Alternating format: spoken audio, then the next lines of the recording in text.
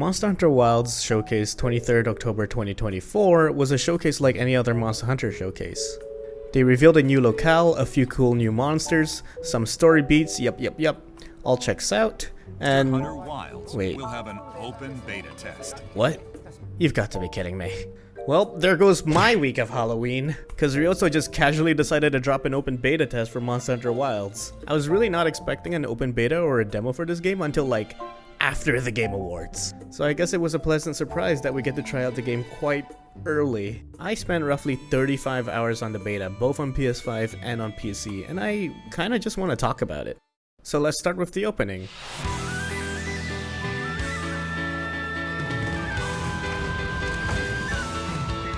I was not expecting that opening to be that good. Like, who made this game, Capcom or Square Enix? Cause this opening set piece actually felt fun to play. The transition beats felt smooth. We start with an introduction cutscene with some lore, then it cuts into gameplay teaching some fundamentals, like the terrain the secrets can go through and how to use slingers. And oh yeah, story. Monster Hunter hasn't really been known to have too in-depth stories. It's typically, kill monsters, save ecosystem. But you know what? I'm down if Capcom decides to invest in a complex story and rich characters in Wilds. I mean, our character actually talks, and not just some witty lines like, "Are you ready?" Like, I mean actually talk full sentences and interact with other characters in the game. I trust you know what I've called you here to discuss. Yes, sir. The Forbidden Lands? Oh yeah, and the Palico talks. We can go over. And I'm not too annoyed by it. Unlike a certain character from another game. After the opening, you get to pick your weapons. The weapons in Wilds has a sense of freshness while still retaining the familiarity from the older games. To highlight a few of the new stuff that they added, Switch X has a counter, and this move from Rise, but way cooler. Gunlance has 2 wyvern shots, and a new combo route. It's like I'm like, what the fuck? Bow has magic tracking arrows. Dual Blades has a perfect dodge that turns you into Super Saiyan Blue. Holy shit! And the longsword makes you feel more like Virgil. Lagging. I see the wound, and I walk up there like, wait, what? But that's just barely scratching the surface of all the new things that they added to the weapons. If you guys want to know about the weapons more in depth, there's a lot of YouTube videos covering each and every one of them individually. I don't really have an issue with any weapon, but I do have a gripe on a specific weapon with a particular mechanic. But I'll touch on that later on. Combat is amazing in this game, especially with their new mechanics, Clash, Offset, and Focus Mode. Clash and Offsets are so sick! Essentially for clashes, if you block enough times, one of your later blocks will deflect the monster's attack, and you'll go into a tug-of-war cinematic with the monster. So cool. Whilst Offset acts like a parry. A huge spark will appear and you'll close the distance between you and the monster. Fuck you, motherfucker! Holy shit! I love clashes and offsets. It gives me a feeling of empowerment whenever I do them. Like, oh, here comes a monster that's 5 times my size and here I am stopping their devastating attack with an RGBX. The implementation of clashes and offsets are crazy. In one of my hunts, a Doshaguma would knock down a friend of mine and was gonna do a follow-up attack, and I used offsets to save him. Offsets especially feels like a high-risk, high-reward saving ability. I can't wait to see how monsters react to clash and offsets, especially a certain monster if he ever makes a return. In the 5th generation of Monster Hunter, there were mechanics that you were doing constantly during hunts. In World, it was the Clutch Claw, and in Rise, it was the Warbug. In Wilds, it's Focus Mode. Oh yeah, Black Ops 6 might have omnidirectional movement, but here we got omnidirectional aiming, baby. Focus Mode boils down to holding left trigger, now aim where you want to hit. This is essential, because in Wilds you can make wounds from repeatedly hitting the same spot of the monster. You'll know when you're about to make a wound when a part of the skin turns white, and when the wound opens up, it turns glowing red. You also do more damage to a wound, similarly to hitting a tenderized part in World. However, there's one more really cool feature in Focus Mode, and that's Focus Strike. Hit his fucking head, there we go. Sorry. I got it.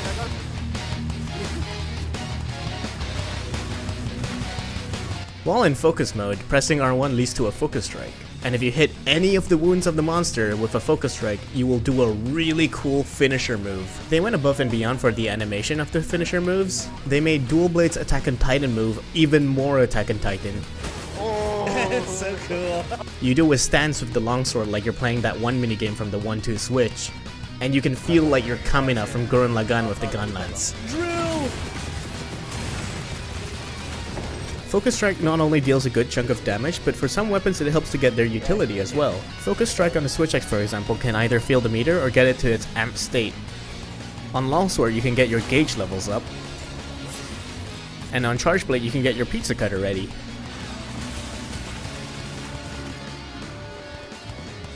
Also, more than one player can Focus Strike the same wound if timed right. 2, 3, 2, 1. Go, go, go, go, go. Whoa! So cool. But after the finisher animation is done, the wounds break and disappear. Here's a tip. Monsters also have moments where you can Focus Strike outside of wounds. Raidao has it after firing a huge railgun blast on his head, Doshaguma opens up wounds in his whole body when enraged, and Chatagabra has one on his tongue at some point. I mentioned before that I had an issue with a certain weapon, and that's the bow. Mainly it's Focus Strike. See, making wounds and calling it out for a teammate has a form of team synergy to it. Similarly to how tenderizing or hitting a monster to a wall works in World, if you see a wound form and a fellow longsword player needs to level up its gauge, it's neat to call it out and let the longsword player hit it. His neck part is also gonna be wounded. Good. There we go, Yeah. wounded. Got it. Got it. I didn't get it. No, I want to go. Even if you see a wound, let's say on the monster's tail, and you're too far from it, you can always call it out for someone near to hit it. But the bow's Focus Strike are homing arrows. Homing arrows! And it multi-tracks all of the wounds on a monster. So it's really annoying when I'm about to get a Focus Strike on a wound, gyrating my controller like a madman trying to hit it, and I just see thunk! God damn it. Wait. Oh my god, he shot it all. I'm not sure if it's something they'll change, but I can definitely see hunts with randoms getting annoying when the bow hunter steals all the wounds. I don't know what to say, man. But you know what is amazing? RE engine on a modern Monster Hunter game, and not running on some tablet with a phone chip in it. I know it's only one locale, but god damn does it look pretty.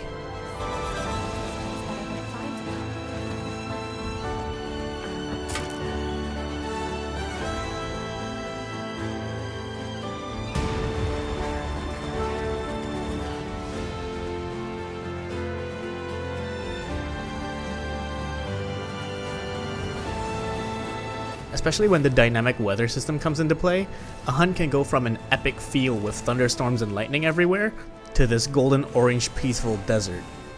Well, as peaceful as it can be anyway. Like seriously, they've nailed it in terms of how the game looks. It feels like an evolution to Monster Hunter World. I also like how alive the locale feels. Things could be happening at one side of the map, whilst you're just chilling and eating some meat at the other side of the map.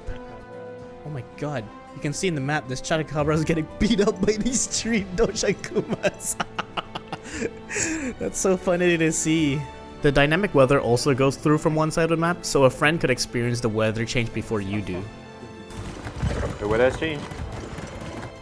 I see the sandstorm. Oh, I see the sandstorm. What? Other than that, monsters rot. You can say hello to the locals in the village you stumbled upon. You can put up 4 camps at different locations and then have monsters randomly destroy said camps. It's the little things you notice that makes Wild feel more alive and a true successor to World. But if I were to go through every little detail I found in the beta, we would probably be here for hours.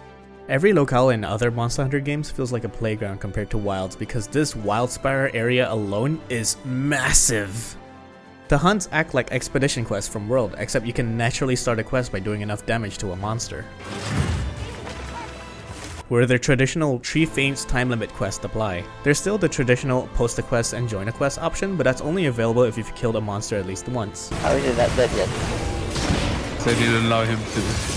Whoop! Okay. I'm curious if they will retain this mechanic in the actual game, because unless you're responding to SOS flares, Raidao only appears in thunderstorms.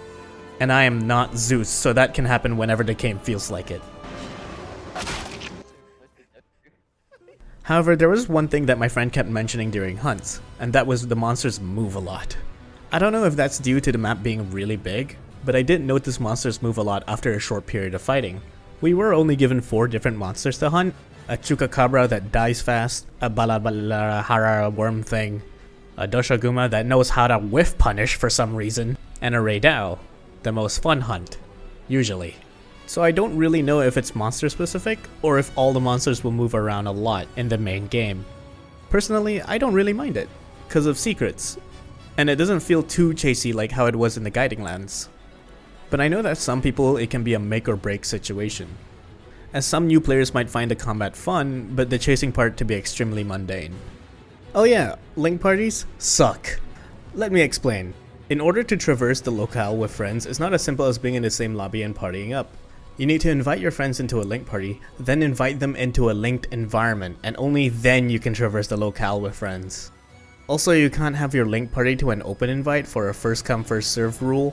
Once you invite 4 people, you are locked out of inviting anyone else. And why do I need to disband the environmental link party in order to post and join a linked quest? Like, we're already in a party, just let us post and auto join. The process is so tedious. It feels like I need to do different filters of invites just to have a simple expedition with friends. I really do hope this part gets ironed out on launch. Lastly, I need to talk about the optimization and performance. I played 3 days early before the crossplay was up for Steam, Xbox, and PlayStation. I've got to say, the PlayStation ran decent enough for it to be playable. At least in performance mode anyway. In graphics mode, it dips like 20 frames per second, especially when the weather changes. Oh, I've exchanged Raidao for half of my frames. As for PC, it's sporadic. I have friends ranging from 60s and 60s to 4070 GPUs, and the performance varies. On the lower end, it might be too demanding to run, especially with the dynamic weathers, and on the higher end, it feels like you need frame gen to hit 60 to 100 FPS. Also, the polygonal N64 monsters are really freaking cute. The community is having fun with it though, from making fan art to making a mod for polygonal monsters in World. I'm sure this isn't a gag by Capcom like how Insomniac did with Spider-Man PS4, and they'll probably remove it during launch, but I do hope they also have fun with this. Capcom did say the beta was an older build, so expect the final build to hopefully be more optimized, less demanding, and no bugs. Oh yeah, and I tried crossplay between PCs and PS5, and so far from my experience, it was running fine. And that's all my thoughts on the beta. To say the least, I had fun. We were given a treat for this Halloween with this beta, and even though we were given a lot to do, it felt like I came out of this beta with more questions than answers. Like, how will hubs look in festival events? Or will monsters be able to move from one locale to another since TGS footage showed seamless transitions between locales? And what's up with this area of the Wildspire? Why is it so empty? All questions that will be answered when the game launches. Unless Ryozo plans to ruin New Year's for me too by shadow dropping another beta.